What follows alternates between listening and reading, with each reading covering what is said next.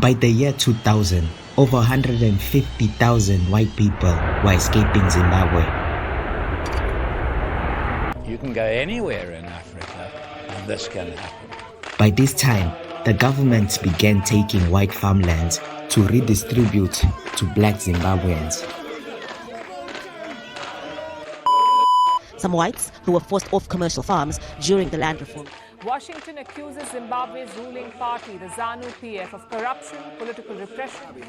The US and the EU immediately responded with heavy sanctions that effectively locked Zimbabwe out of the global economy. Sanctions that were placed on Zimbabwe by the United States. But in response, the government had a clever solution: print more money.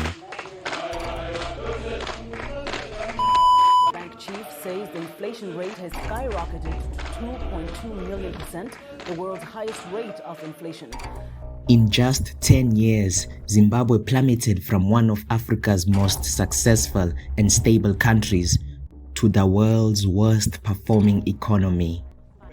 We are not ready to go back home. That's true. I'm from Zimbabwe. We Zimbabweans were all over the world because our country, we don't enjoy to stay in our country. And at the center of all this chaos was a former school teacher turned president, Robert Mugabe. British have proved that they are not prepared to transfer power to us. They would like power shared as between us and the European community in the country. On April 18, 1980, Mugabe had risen to power after spending 10 years in prison and 5 years in the Bush Wars, serving as a leading spokesperson for one of the two rebel groups fighting for the decolonization of Rhodesia, now called Zimbabwe. When Mugabe first took power as the prime minister, it was about his people. But over the next 20 years, it became about himself. He deepened the division between the Ndebele and Shona tribes and threatened and eliminated political opponents.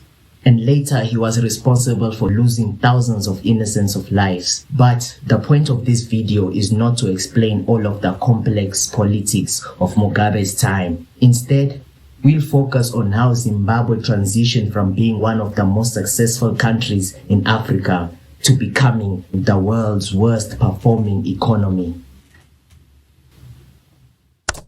We are non-racialist in our approach. That is, we regard as an individual as an individual, and that everybody must be accorded his full political rights, whether he be white or black, educated or uneducated, rich or poor. And this is exactly why we are at the moment struggling to earn for our people one man, one vote. A year before Mugabe became prime minister, the two rebel groups, ZANU, led by Mugabe, and ZAPU, led by Joshua Nkomo, negotiated with the white-controlled government of Rhodesia. They signed the Lancaster House Agreement, which allowed for the creation of an independent Zimbabwe, where the black majority would take control of the government and the white minority was allowed to keep their property rights, including their farms. One key part of this agreement was that the white-owned farms would remain with their owners, and in return, the US and UK government agreed to give money to Zimbabwe to gradually buy the land from the white farmers to distribute it to black Zimbabweans. On the year after signing the agreement, the government under Mugabe began extraordinary transformation for the people. I do in no way wish to appear pessimistic. Let me assure everyone that with the correct leadership, Zimbabwe will flourish. The government expanded access to education, improved healthcare systems, and the Zimbabwean government was slowly paying for land from the white Zimbabweans to distribute for the black majority. By the mid-1980s, Zimbabwe was experiencing a significant economic recovery. The industry of agriculture and mining sectors was booming. And Zimbabwe will be reconstructed. Zimbabwe will be placed on a more democratic basis than the present basis. There will be equality, there will be non-racialism, there will be constructive policies. Mugabe's government investments were paying off as the literacy rate rose to over 90% and an average Zimbabwean citizen was now living longer. By this time, Zimbabwe's economy was growing around 4% GDP. The nation had earned a reputation as the breadbasket of Africa. At the beginning of the 1980s, Mugabe was being recognized for his leadership. And when he first became prime minister, he was promoting unity between the 70,000 white Zimbabweans who control most of Zimbabwe's wealth and the 13 million black Zimbabweans who most of them lived in rural areas or in poverty. On the eve of Zimbabwe's independence, Mugabe was recorded to say, "If yesterday I fought you as an enemy, today you have become a friend. If yesterday you hated me, today you cannot avoid the love that binds me to you." Mugabe's message was clear.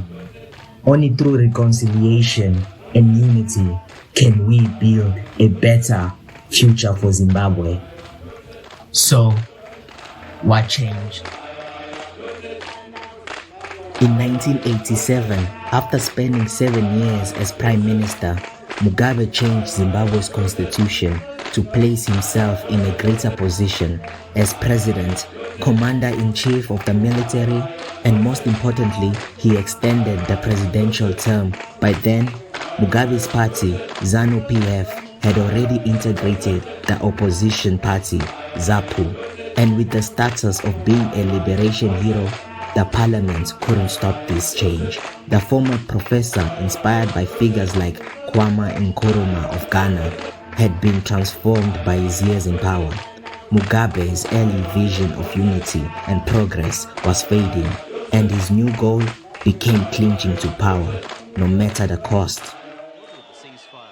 So when the now educated generation in the late 1990s sought change from the corrupt and failing government to a new oppositions party founded in 1999, which was called the Movement for Democratic Change, Mugabe's voter base and political control began to crumble. But then, luck came his way. The old war veterans who had fought in the liberation struggle had lost their pension due to government corruption. Frustrated and desperate, these war veterans organized themselves and began attacking and seizing white-owned farmlands. This presented Mugabe with an opportunity, one to appeal to rural population which had been largely neglected and to appease the war veterans. In typical Mugabe fashion, he became the public face of this new movement, a movement to take back the land from the white farmers. Mugabe tried to bring the racial conflicts from the Bush War days by labeling the 4,500 white farmers who owned 70% of Zimbabwe's farmland as the real enemy of the black Zimbabweans. And from this moment to the following 10 years, all hell broke loose.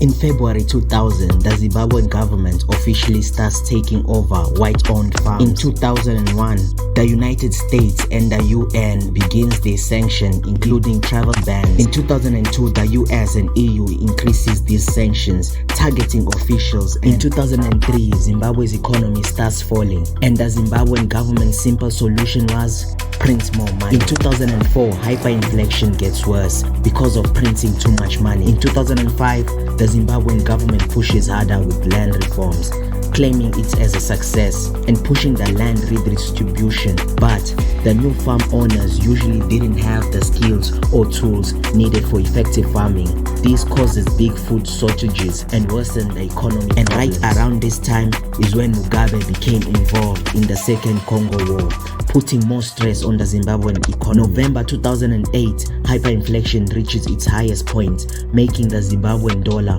almost worthless, where a 1 trillion Zimbabwean dollar note was worth only 40 US cents. April 2009, Zimbabwe stops using its own currency and starts using foreign money like the US dollar and the South African rand. This economic disaster started another mass migration. This time, it was the black Zimbabwean leaving their homeland. Between 2000 and 2017, Over 3 million black Zimbabweans fled the country, seeking a better life elsewhere. Mugabe had gotten a law and economics degree during his 10-year imprisonment, so he must have understood the disastrous effect of printing too much money in a weak economy. But still, the confusion and instability in Zimbabwe gave him an opportunity to stay in power for another 17 years, while millions of black Zimbabweans fled to neighboring countries for a better life. To Mugabe, it was no longer about liberating Zimbabwe, but about keeping it colonized for himself. He became what he once opposed, an oppressive leader who exploited his country's people and resources for personal gain. The young, brilliant professor's vision of Zimbabwe was shattered by an old man who refused to let go of power.